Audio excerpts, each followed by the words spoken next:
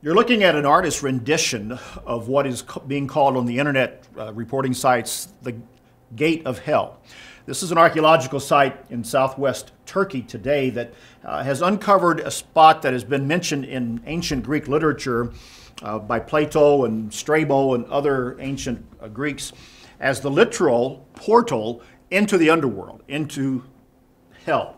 And they're calling it the Gates of Hell.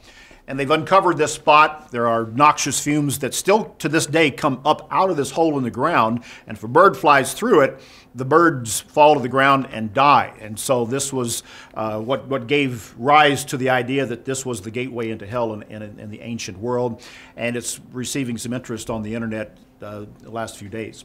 It's interesting, once again, it brings up people's ideas of what hell is, whether it is an actual literal place in the middle of the earth, where it's a place of restraint, whatever it might be. Even sometimes, as people humorously refer to, the life itself is kind of a hell. There's enough on this earth already. One of the comments that was left on the internet site said that my girlfriend's closet is the gate of hell.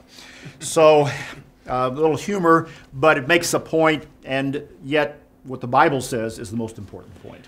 Well, it is, and it is a reminder how most of the ideas about hell, people's concept, really comes from wrong belief, comes from pagans, comes from Dante's writings, things that are extra biblical. They're not found in the Bible. And in fact, when you look at what the Bible says about it, we know most oftentimes when it refers to Hades or hell, it's talking about the grave.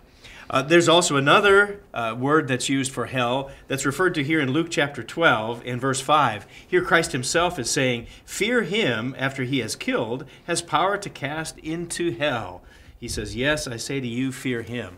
And of course, that's talking about a Gehenna fire.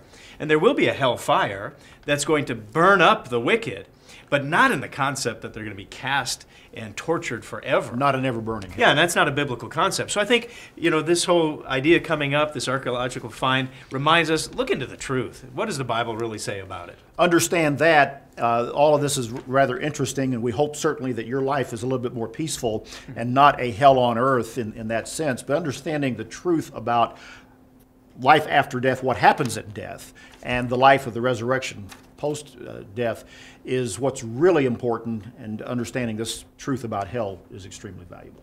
That's BT Daily. We'll see you next time.